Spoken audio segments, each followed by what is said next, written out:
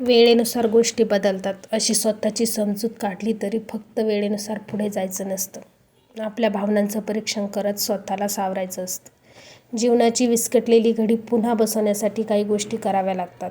बऱ्याचदा आपण चुकतो किंवा समोरचा व्यक्ती चुकतो किंवा परिस्थिती तशी निर्माण होते, कदाचित निर्माण केली जाते किंवा आपली वेळच वाईट आहे असं जरी मानलं तरीही जे घडतंय त्यातून पूर्णपणे बाहेर पडायचं, जेणेकरून भविष्यात आता जे घडतंय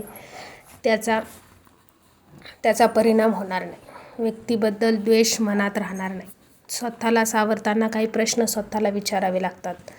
जसं की माझ्या आजूबाजूला जे घडतंय त्या माझ्या आजूबाजूच्या कोणत्या गोष्टी बदलायच्या आहेत, साधारण माझ्या आजूबाजूला वावरणारे लोक कोणत्या विचाराचे आहेत, त्याच्या संपर्कात राहताना कोणत्या अडचणी निर्माण होऊ शकतात, माझा सर्वांगीण प्रगतीसाठी सातत्याने मी कोणत्या गोष्टी सहन गरजेचे आहे, माझ्यासाठी यश म्हणजे काय आहे, मला माझ्या नात्यांकडून काय हवंय आणि मला माझ्या नात्यांकडून काय मिळू शकतं, जास्तीत जास्त माझ्यासोबत वाईट असं काय घडलंय आणि जास्तीत जास्त छान काय घडू शकतं, माझं जीवन जगण्याची तत्त्व काय आहेत, माझ्यासाठी प्रेम, आधार, आपुलकी म्हणजे नेमकं काय, ज्या वेळी माझ्याबरोबर संकट कोसळली त्यावेळी माझ्यासाठी माझ्याबरोबर खंबीरपणे कोण उभं राहील, मला कोणासाठी काय आणि किती केलं पाहिजे, कोणाला कधी आणि किती कसा वेळ दिला पाहिजे, या प्रश्नांची उत्तरे शोधताना नक्कीच आपण स्वतःला सावरू शकू.